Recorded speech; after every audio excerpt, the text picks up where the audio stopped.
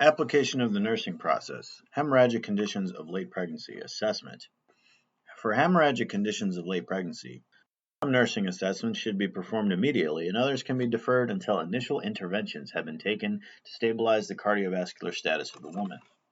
Many nursing assessments are concurrent with medical assessments and include the following: amount and nature of bleeding, time of onset, estimated blood loss before admission to hospital, and description of tissue or clots passed.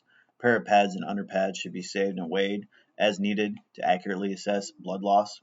Pain, type, constant, intermittent, sharp, dull, severe, onset, sudden, gradual, and location, generalized over abdomen, localized in back. Is uterine tenderness present with general palpation? Is the tenderness localized? Where? Maternal vital signs, are these within normal limits or is hypertension, tachycardia, or both present? A normal blood pressure may be misleading in a woman with placental abruption because she may have been hypertensive before the blood loss caused her blood pressure to fall to normal or hypotensive levels. Of the fetus. An electronic fetal monitor determines fetal heart rate, presence of accelerations, and fetal response to uterine activity. The presence of late decelerations or poor variability is of particular concern. Uterine contractions. Application of an external monitor determines frequency and duration of contractions. An intrauterine pressure catheter can identify hypertonic contractions and an increased resting tone associated with placental abruption if it is not contraindicated.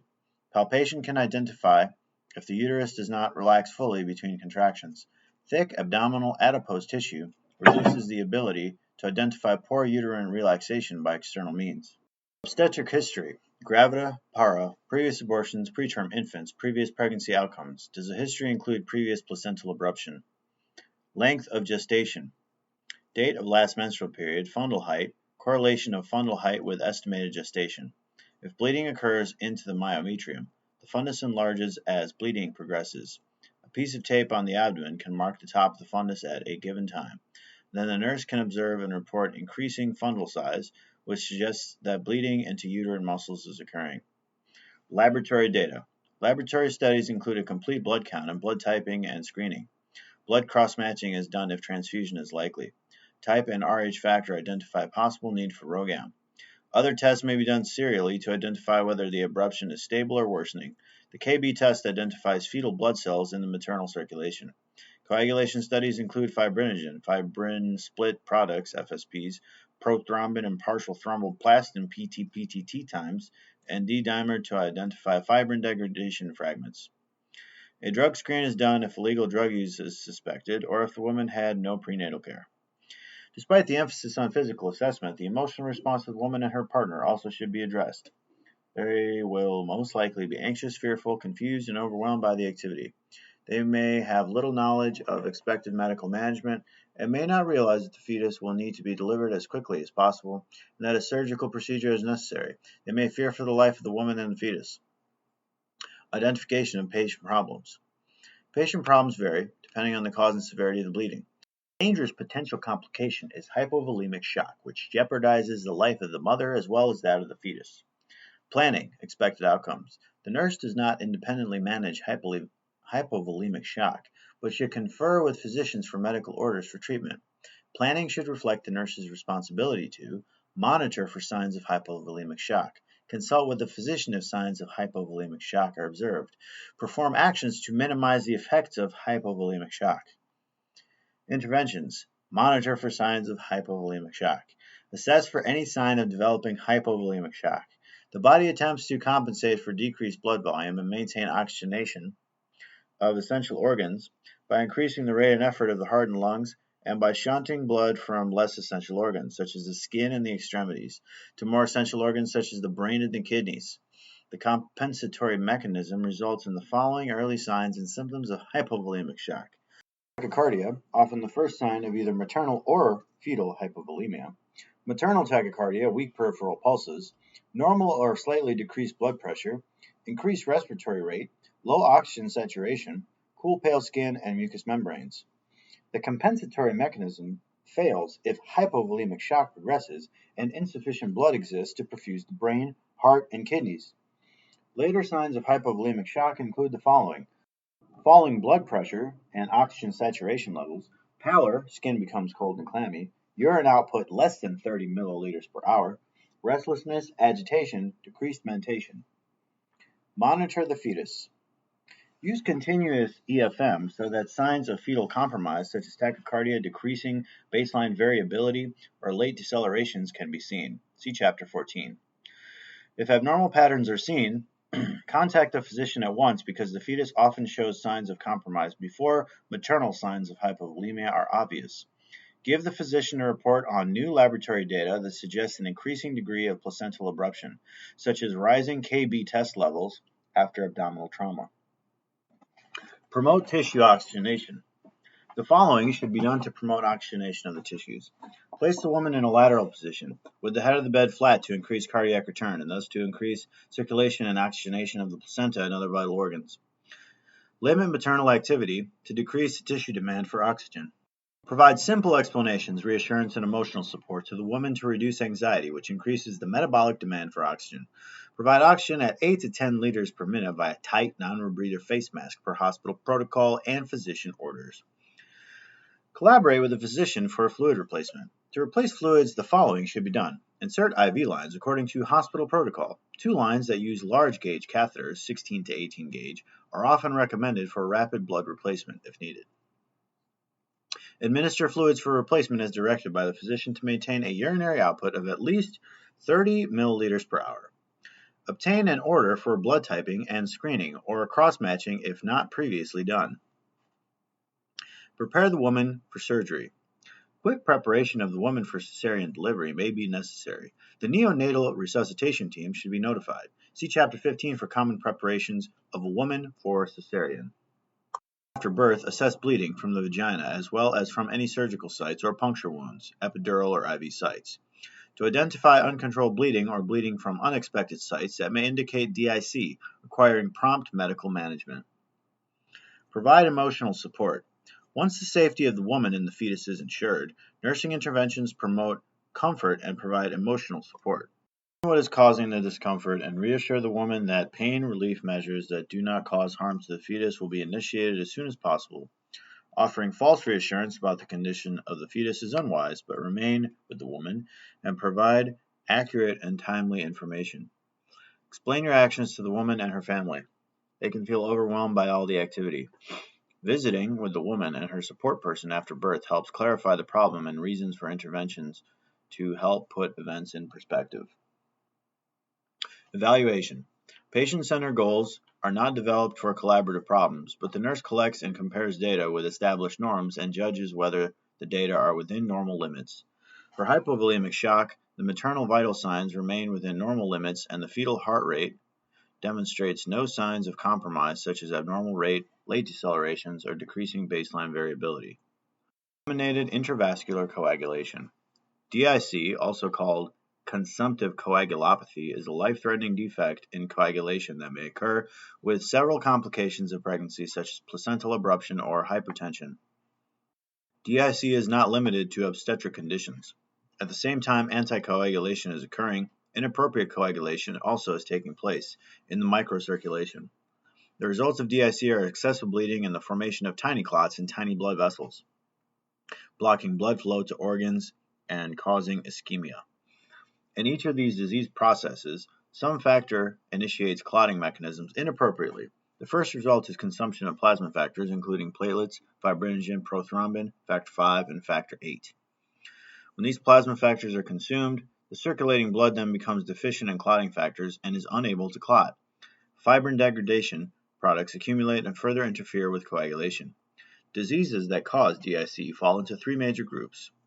Fusion of tissue thromboplastin into the circulation, which consumes or uses up other clotting factors such as fibrinogen and platelets, placental abruption, premature separation, and prolonged retention of a dead fetus cause this because the placenta is a rich source of thromboplastin.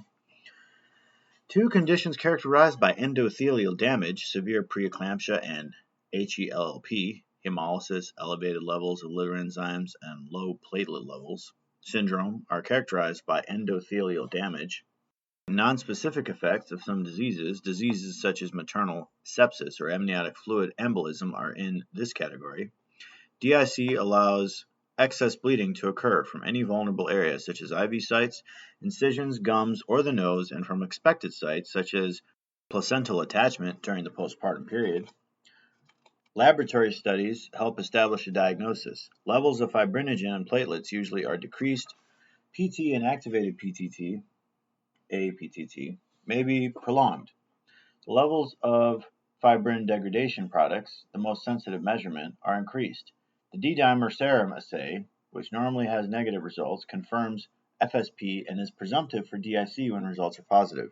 Priority in treatment of DIC is to correct the cause. In the case of a missed abortion, delivery of the fetus and the placenta ends the production of thromboplastin, which is fueling the process. Blood replacement products such as whole blood, packed red blood cells, and cryoprecipitate are administered, as needed, to maintain the circulating volume and to transport oxygen to body cells. Nursing considerations. When caring for a woman who has any of the disorders that increase her risk for DIC, the nurse should observe for bleeding from unexpected sites, including IV insertion and venipuncture sites for laboratory work. Nosebleeds or spontaneous bruising may be early indicators of DIC and should be reported. An additional IV line should be started to prepare for additional crystalloids, colloids, or blood products that may need to be administered. The nurse should apply oxygen at 10 liters per minute by face mask because of the blood loss. Monitoring of frequent vital signs includes temperature, blood pressure, pulse, and respirations to assess the cardiovascular status of the patient. An accurate record of intake and output should be obtained. Other nursing considerations include the weighing of all blood soaked materials to obtain an accurate output. 1 gram is equal to 1 milliliter of blood. Hyperemesis gravidarum. HEG is persistent uncontrollable vomiting that begins in the first weeks of pregnancy and may continue throughout pregnancy, although its severity usually lessens. Unlike morning sickness, which is self-limited and causes no serious complications, HEG can have serious consequences. Hyperemesis is associated with loss of 5% or more of pre-pregnancy weight, dehydration, acidosis from starvation, elevated levels of blood and urine ketones, alkalosis from loss of hydrochloric acid in the gastric fluids, and hypokalemia. Short-term hepatic dysfunction with elevated liver enzymes may occur. Deficiency of vitamin K may cause coagulation disorders, and deficiency of thiamine can cause encephalopathy. Etiology. The cause of HEG is not known, but the condition is more common among unmarried white women during first pregnancies and in multifetal pregnancies. Other possible causes include allergy to fetal proteins, elevated levels of pregnancy-related hormones such as estrogen and beta-HCG, and maternal thyroid dysfunction. Association with the organism that causes peptic ulcer disease, Helicobacter pylori, is not conclusive. Psychological factors may interact with the nausea and vomiting that occurs during early pregnancy to worsen the condition. Therapeutic management. Exclusion of other causes of persistent nausea and vomiting such as cholecystitis, peptic ulcer disease, or gestational trophoblastic disease should precede diagnosing hyperemesis. Laboratory studies include hemoglobin and hematocrit levels, which may be elevated because of dehydration, resulting in hemoconcentration. Electrolyte studies may reveal reduced sodium, potassium, and chloride levels. Elevated creatinine levels indicate renal dysfunction. Treatment occurs primarily in the home, where the woman first attempts to control the nausea with methods that are used for morning sickness. In addition, some physicians prescribe vitamins such as pyridoxine, vitamin B6, which may provide some relief. A daily vitamin and mineral supplement may be recommended. Drug therapy may be required if the vomiting becomes severe. Drugs are evaluated for potential risks and benefits and may include the following: Benadryl, histamine receptor antagonists such as famotidine, Pepcid, or ranitidine, Zantac, gastric acid inhibitors such as esomeprazole, Nexium, or omeprazole, Prilosec, metoclopramide, Reglan, pyridoxine, or doxylamine, Diclegis. If simpler methods are unsuccessful and weight loss or electrolyte imbalance persists, IV fluid and electrolyte replacement or total parenteral nutrition (TPN) may be necessary. In some women, IV fluid replacement improves the nausea and vomiting quickly. The woman usually can be managed at home with periodic home nursing visits if she must have TPN. Periodic brief hospitalizations may be needed until the hyperemesis problem lessens. Enteral nutrition can also be used successfully. Nursing considerations. Nurses may be responsible for assessing and intervening for the woman with HEG in the hospital or the home. Physical assessment begins with determining the intake and output. Intake includes IV fluids and parenteral or enteral nutrition, as well as oral nutrition, which is resumed with control of vomiting. Output includes the amount and character of emesis and urinary output.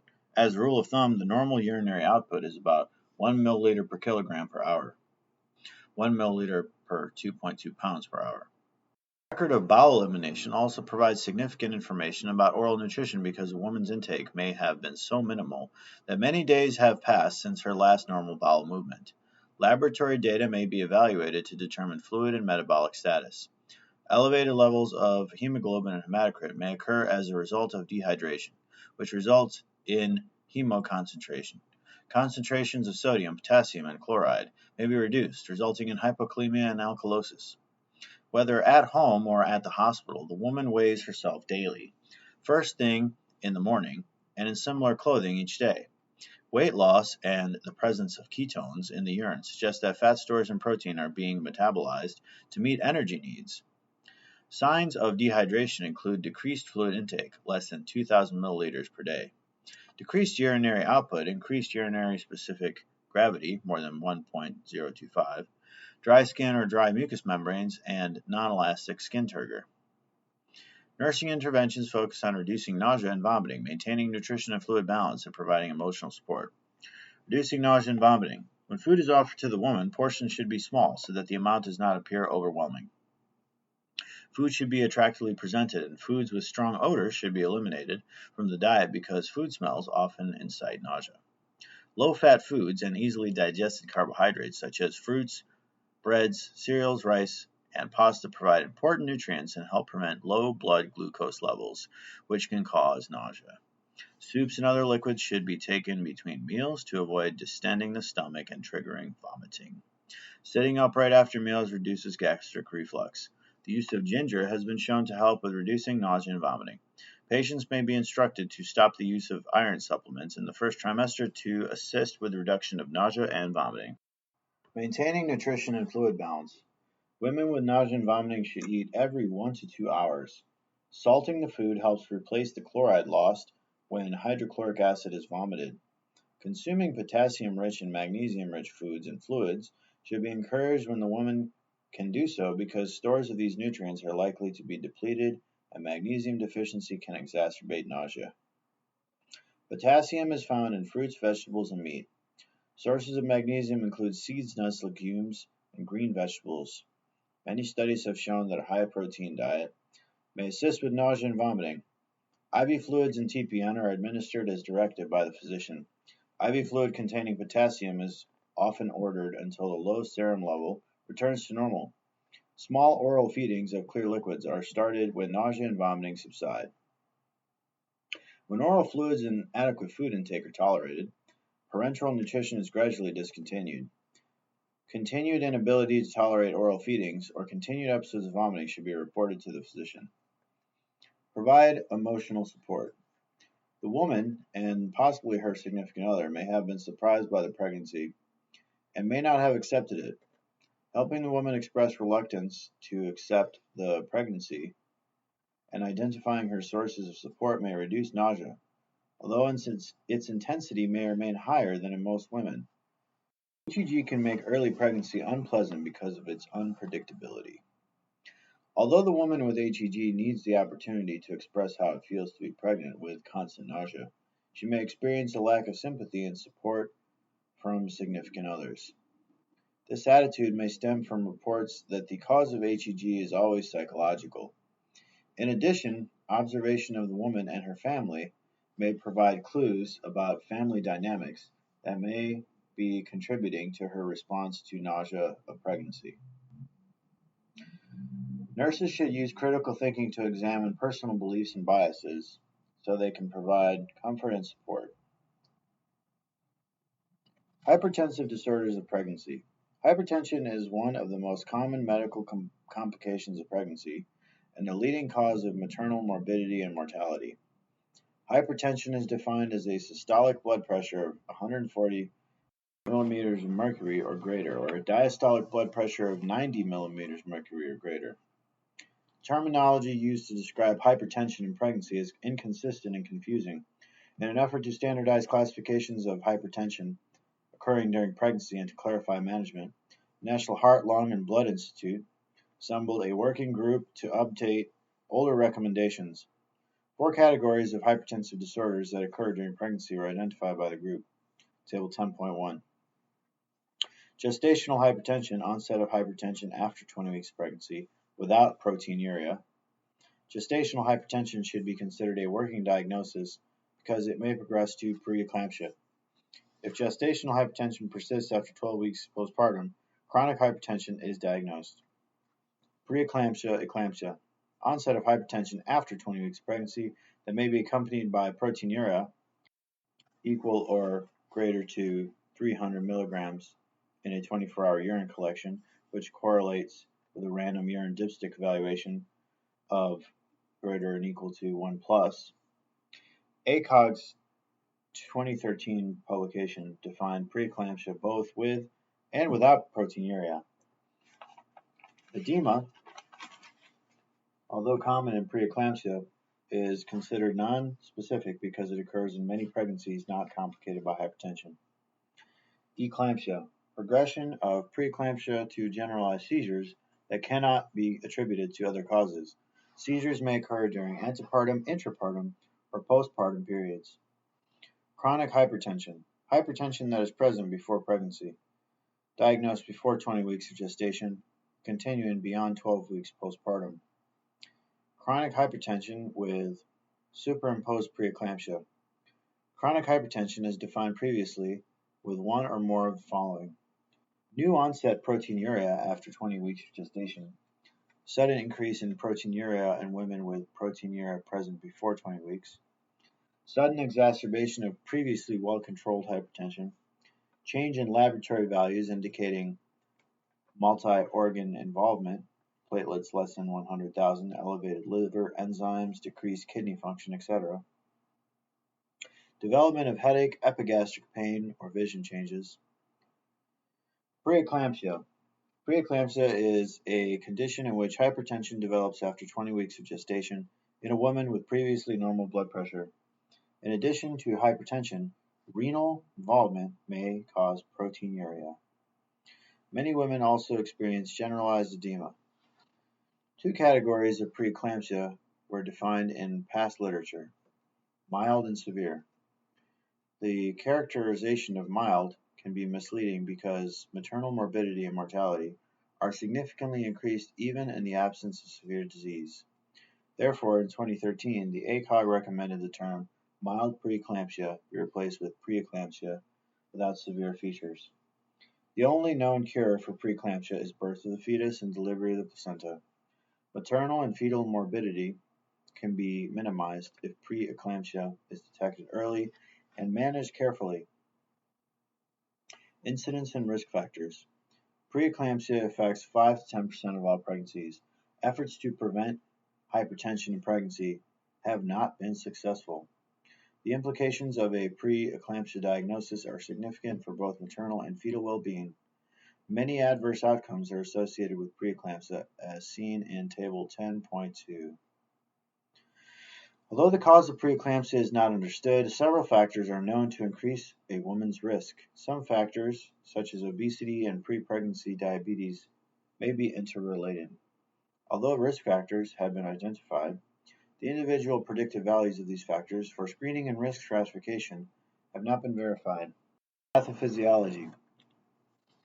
Preeclampsia is a result of generalized vasoconstriction and vasospasm, resulting in a multiple system organ failure disease in pregnancy as summarized in Table 10.3.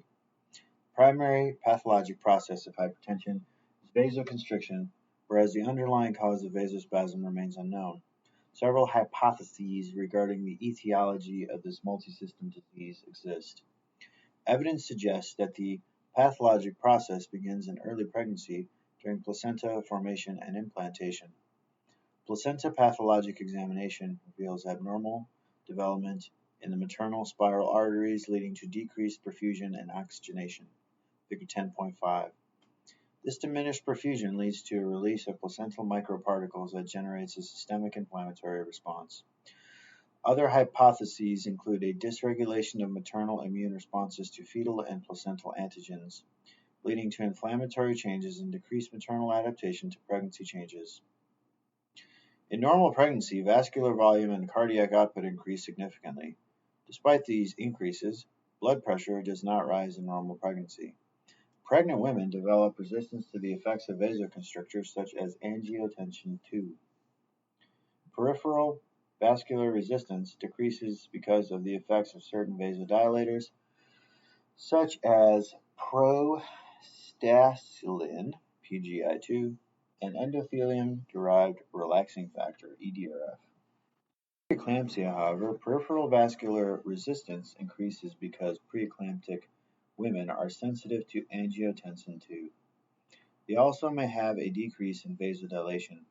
For instance, the ratio of thromboxane, TXA2, to PGI2, prostacyclin, increases.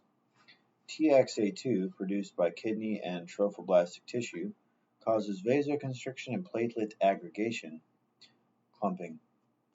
PGI2, produced by placental tissue and endothelial cells, causes vasodilation and inhibits platelet aggregation. Vasospasm decreases the diameter of blood vessels, which results in endothelial cell damage, decreasing EDRF, and increasing capillary permeability. Vasoconstriction also results in impeded blood flow and elevated blood pressure. As a result, circulation to all body organs, including the kidneys, liver, brain, and placenta, is decreased. Following changes are most significant. Decreased renal perfusion reduces the glomerular filtration rate. Blood urea nitrogen, creatinine, and uric acid levels rise. Reduced renal blood flow results in glomerular damage, allowing protein to leak across the glomerular membrane, which is normally impermeable to large protein molecules. Loss of protein from the kidneys reduces colloid osmotic pressure and allows fluid to shift to interstitial spaces. This may result in edema and a reduction in intravascular volume, which causes increased viscosity of the blood and a rise in hematocrit level. Generalized edema often occurs. In preeclampsia, the normal response to reduced intravascular volume, releasing additional angiotensin II and aldosterone, trigger the retention of both sodium and water, does not occur. The noted change is significant susceptibility in preeclamptic women to the effects of the renin-angiotensin-aldosterone system, creating a pathologic systemic vasoconstriction process. Angiotensin II results in further vasospasm and hypertension. Aldosterone increases fluid retention, and edema worsens. Reduced liver circulation impairs function and leads to hepatic edema and subscapular. Reduced liver circulation impairs function and leads to hepatic edema and subcapsular hemorrhage, which can result in hemorrhagic necrosis. This is manifested by elevation of liver enzymes in maternal serum. Epigastric pain is a common symptom. Vasoconstriction of cerebral vessels leads to pressure-induced rupture of thin-walled capillaries, resulting in small cerebral hemorrhages. Symptoms of arterial vasospasm include headache and visual disturbances such as blurred vision, spots before the eyes, and hyperactive deep tendon reflexes, DTRs. Decreased colloid oncotic pressure can lead to pulmonary capillary leakage that results in pulmonary edema. Dyspnea is the primary symptom. Decreased placental circulation results in infarctions that increase the risk for placental abruption and HELP syndrome. In addition, the fetus is likely to experience intrauterine growth restriction, persistent hypoxemia, and acidosis when maternal blood flow through the placenta is reduced. Preventative measures. Prenatal care. Early and regular prenatal care, with attention to weight gain patterns and close monitoring of blood pressure and urinary protein level, may minimize maternal and fetal morbidity and mortality by allowing early detection of preeclampsia. Attempts at prevention in women at high risk for recurrence have included low-dose aspirin, calcium and magnesium supplements, restricted diet, and fish oil supplements. Low-dose aspirin of 81 mg a day appears to have minimum benefit in high-risk women. Calcium supplementation also appears to reduce the risk for preeclampsia in high-risk women and with low calcium intake. Both salt restriction and fish oil supplements have failed to show an impact on the incidence or severity of preeclampsia. No consensus on measures to reliably prevent preeclampsia in high-risk women exists at this time. Clinical manifestations of preeclampsia. Diagnostic criteria. Preeclampsia is hypertension, systolic blood pressure, greater than or equal to 14 millimeters mercury, or diastolic, greater than or equal to 90 millimeters mercury, occurring after 20 weeks of pregnancy in women with previously normal blood pressure. Pretty sure they meant to put 140 for systolic. Usually accompanied by proteinuria. Blood pressure measurements should be measured uniformly at each office visit. Blood pressure should be measured with the woman seated, feet flat on the floor, and arms supported with the appropriate size cuff placed on her arm at the level of her heart. After a 10-minute rest period, blood pressure should be assessed with a sphygmomanometer and a stethoscope to provide best audible identification of corticough sounds. Diastolic pressure should be recorded at corticough phase 5. Disappearance of sound. Hospitalizing the woman for serial observations of blood pressure may identify true elevations from those induced by anxiety. Proteinuria can be identified using a clean catch specimen or a 24-hour urine collection. Clean catch urine specimens are used to prevent contamination of the specimen by vaginal secretions or blood.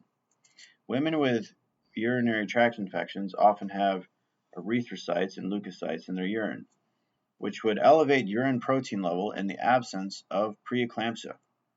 Diagnostic values of 1 plus or greater dipstick reading, or 300 milligram or greater in a 24-hour urine sample, indicate developing preeclampsia. A protein to creatinine ratio of 0.3 milligrams or greater is also diagnostic. According to ACOG's 2013 publication Task Force on Hypertension in Pregnancy, diagnosis can occur in the absence of proteinuria. Therefore, if the following criteria are present in the absence of proteinuria, a diagnosis of preeclampsia is given. Thrombocytopenia, platelets less than 100,000 per microliter, renal insufficiency, serum creatinine greater than 1.1 milligram per deciliter, or a doubling of the serum creatinine concentration in the absence of other renal disease, impaired liver function, elevated blood concentrations of liver transaminases to twice normal concentration, pulmonary edema, cerebral or visual symptoms. When the retina is examined, vascular constriction and narrowing of the small arteries are obvious in most women with preeclampsia. The vasoconstriction that can be seen in the retina is occurring throughout the body. DTRs may be very brisk hyperreflexia, suggesting cerebral irritability secondary to decreased brain perfusion and edema. Laboratory studies may identify liver, renal, and hepatic dysfunction if preeclampsia is severe. Coagulation may be impaired as evidenced by a decrease in the number of platelets, which are often in the high normal range in a woman without preeclampsia. See also the earlier discussion of DIC. Although it is a nonspecific sign that may have many causes, generalized edema often occurs with preeclampsia and may be severe. Edema may first manifest as a rapid weight gain caused by fluid retention. It may present in the lower legs, which is common in pregnancy, and in the hands and face, figure 10.6. Substantial edema may alter the woman's appearance. Edema may not, however, be present in all women who develop preeclampsia, and it may be severe in women who do not have the disorder. Pulmonary edema is also more common in women with substantial edema from any cause. Symptoms. Preeclampsia is dangerous for the woman and the fetus for 2 reasons. 1, it can develop and worsen rapidly, and 2, the earliest symptoms are often not noticed by the woman. By the time she notices the symptoms, the disease may have progressed to an advanced state and valuable treatment time lost.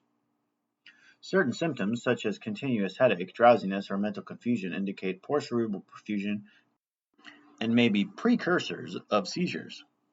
Visual disturbances such as blurred or double vision or spots before the eyes indicate arterial spasms and edema in the retina. In rare instances, blindness can occur. Pathologic lesions present on the retina are caused by ischemia, infarction, or detachment. Numbness or tingling of the hands or feet occurs when nerves are compressed by retained fluid. Symptoms such as epigastric pain or upset stomach are particularly ominous because they indicate distension of the hepatic capsule and increase the risk for liver rupture. Urinary output indicates poor perfusion of the kidneys and may precede acute renal failure. Therapeutic management of preeclampsia. The only cure for preeclampsia is delivery of the baby and placenta. The decision about delivery will be based on the severity of the hypertensive disorder and the degree of fetal maturity. Delivery is indicated in the woman with preeclampsia without severe features at 37 weeks of gestation. If the fetus is less than 34 weeks of gestation, steroids to accelerate fetal lung maturity may be given and an attempt made to delay birth for 48 hours. However, if the maternal or fetal condition deteriorates, the infant should be delivered regardless of gestational age or administration of steroids. Vaginal birth is preferred delivery method, reserving C-section for the usual obstetric implications. Home care. Management in the home may be possible for select women without severe features and without evidence of worsening fetal or maternal status. The woman should be willing to adhere to a prescribed treatment plan that includes reduced activity, sedentary activity most of the day, home blood pressure monitoring, and follow-up visits to the provider every 3 to 4 days. The woman who is prescribed home care should be taught how to check her blood pressure and report symptoms that suggest worsening preeclampsia, such as visual disturbance, severe headache, or epigastric pain. Symptoms that suggest fetal compromise, such as reduced fetal movement, also should be taught. If the woman is hospitalized with preeclampsia, the assessments for home care in the following section are adapted for her inpatient care. Activity restrictions. The mother should rest frequently, although full bed rest is not required for preeclampsia.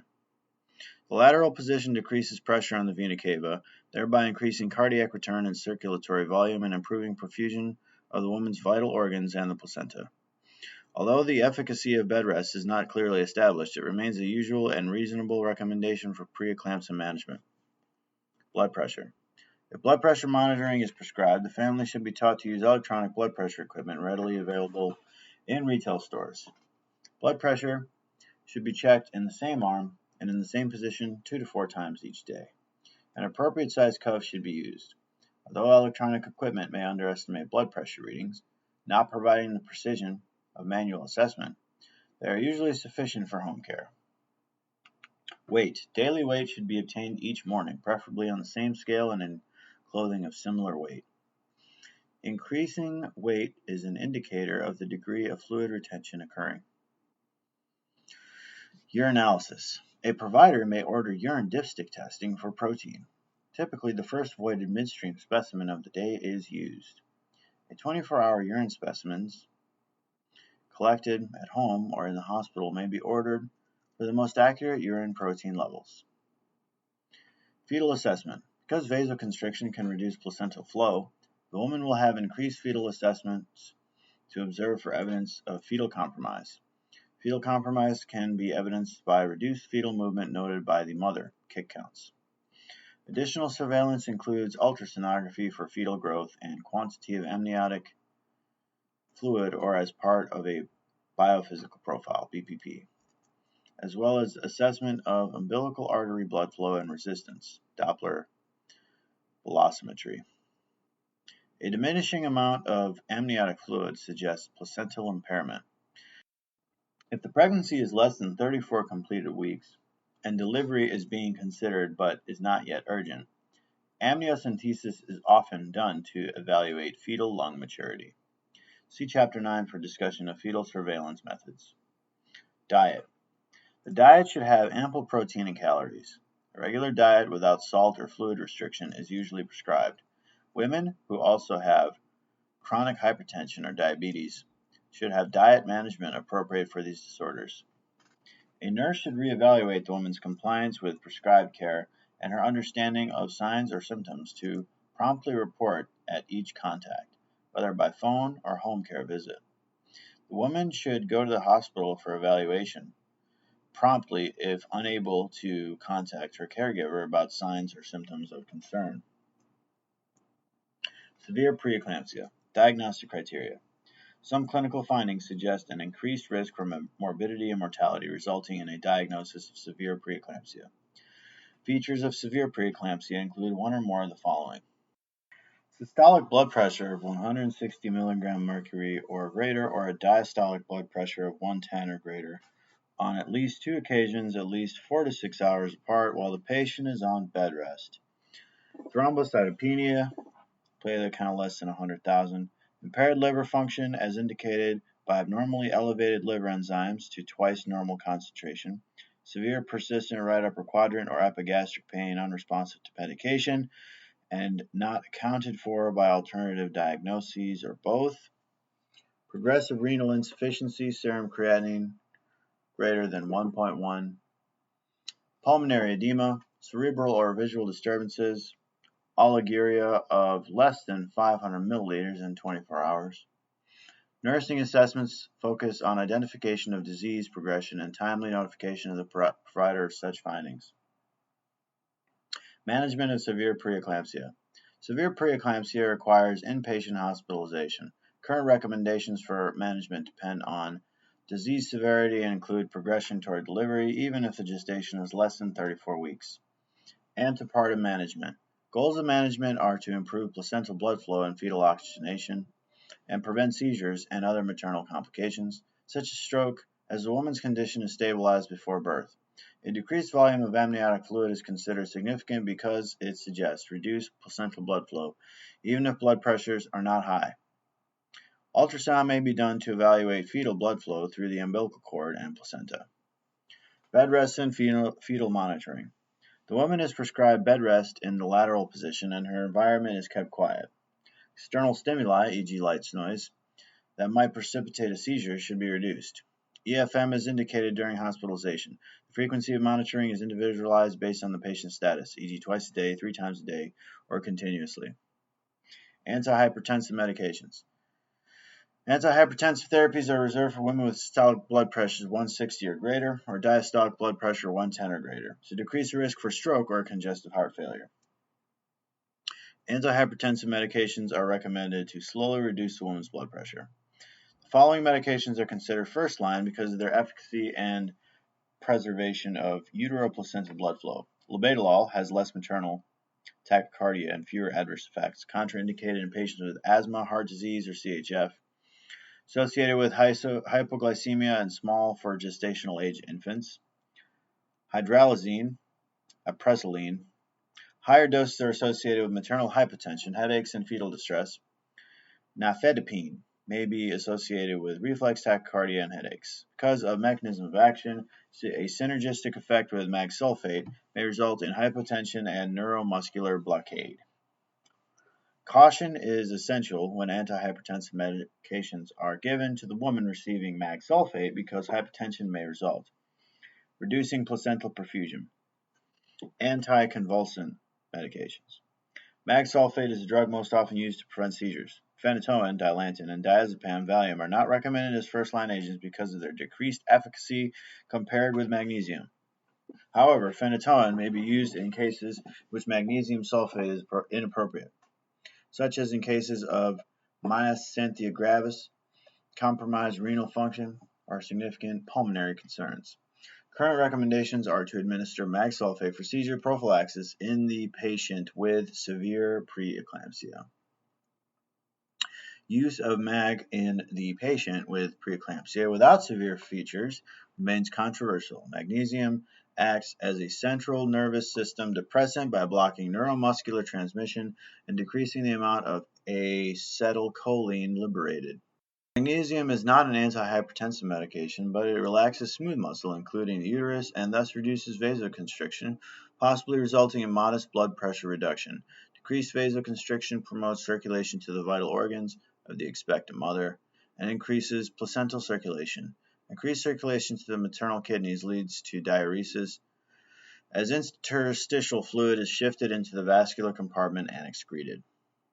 Magnesium is administered by IV infusion, which allows for immediate onset of action and does not cause the discomfort associated with intramuscular administration. Magnesium is administered by a secondary line so the medication can be discontinued at any time, while the primary line remains functional. The Institute for Safe Medication Practices lists 12 individual medications considered high risk. Mag sulfate is on that list. Therefore, 2 qualified nurses check the orders and pump settings to ensure that the ordered grams per hour of magnesium is infused and the total IV fluid volume is correct. Although mag sulfate is not risk-free, the major advantage of magnesium is its long record of safety for mother and baby while preventing maternal seizures. Fetal mag levels are nearly identical with those of the expectant mother. As a result, the fetal monitor tracing may show decreased FHR variability and reactivity. No cumulative effect occurs, however, because the fetal kidneys excrete magnesium effectively. The therapeutic serum level for magnesium is 5 to 8 milligrams per deciliter, although it is elevated in terms of normal laboratory values. Adverse reactions to mag sulfate usually occur if the serum level becomes too high. The most significant adverse reaction is CNS depression, including depression of the respiratory center. Mag is excreted solely by the kidneys, and the reduced urine output that often occurs in preeclampsia allows magnesium to accumulate to toxic levels in the woman. Frequent assessment of serum magnesium levels, DTR respiratory rate, and oxygen saturation can identify CNS depression before it progresses to respiratory depression or cardiac dysfunction. Monitoring urine output identifies oliguria that could allow magnesium to accumulate and reach excessive levels. Intrapartum Management. Half of eclamptic seizures occur during labor or in the first 48 hours after birth. The other half occur antenatally. The fetus and the mother should be monitored continuously to detect signs of decreased fetal oxygenation and imminent seizures. The woman should be kept in a lateral position to promote circulation through the placenta, and efforts should focus on controlling pain that can cause agitation and precipitate seizures. Oxytocin to stimulate uterine contractions and magnesium sulfate to prevent seizures are often administered simultaneously during labor when a woman has preeclampsia. The woman will have 2 secondary infusions in addition to her primary infusion line, one for oxytocin and one for magnesium. Antibiotics or other drugs may require additional lines. Multiple infusion pumps ensure that different medications and fluids are administered at the prescribed volume and dose. Equipment, IV lines, and IVs should be checked carefully for correct placement and function. Opiate analgesics or epidural analgesia may be administered to provide comfort and reduce painful stimuli that could precipitate a seizure. However, some women with severe preeclampsia have coagulation abnormalities that may contraindicate use of epidural analgesia. Continuous EFM identifies changes in the FHR patterns that suggest fetal compromise. See Chapter 14. Late decelerations and decreased variability are associated with reduced placental perfusion. The nurse continuously assesses the FHR pattern for any indeterminate or abnormal pattern. Interventions implemented are tailored to the fetal heart pattern identified, such as repositioning the mother, stopping the oxytocin infusion, altering other IV infusion rates, or administering oxygen to the mother. A neonatal resuscitation team is often called to the birth. Postpartum Management. After birth, careful assessment of the mother's blood loss and signs of shock are essential because the hypovolemia caused by preeclampsia may be aggravated by blood loss during the delivery. Assessments for signs and symptoms of preeclampsia should be continued for at least 48 hours, and administration of magnesium along with its associated care usually is continued to prevent seizures for 24 hours. Signs that the woman is recovering from preeclampsia include the following: diuresis, increased urinary output, which causes a rapid reduction in edema and rapid weight loss, decreased protein in the urine, return of blood pressure to normal, resolution of abnormal laboratory values. Therapeutic management of eclampsia. Preeclampsia is a potentially preventable extension of severe preeclampsia marked by one or more generalized seizures, at times occurring before the woman goes to the hospital. Early identification of preeclampsia in a pregnant woman allows intervention before the condition reaches the seizure stage in most cases. Generalized seizures are characterized by muscles alternately contracting and relaxing. These tonic-clonic movements last for about 1 minute. Breathing stops during a generalized seizure but resumes with a long, noisy inhalation. Gradually, the muscle movements decrease until they finally stop and the woman lies motionless. The woman enters in an unresponsive state and is unlikely to remember the seizure when she resumes consciousness. This unresponsive state may be transient, or she may be in a coma for an unspecified time, depending on the severity of the insult. Transient FHR patterns, such as bradycardia, loss of variability, or late decelerations are anticipated. Fetal tachycardia may occur as the fetus compensates for the period of maternal apnea during the seizure. The woman's blood volume is often severely reduced in eclampsia, increasing the risk for poor placental perfusion.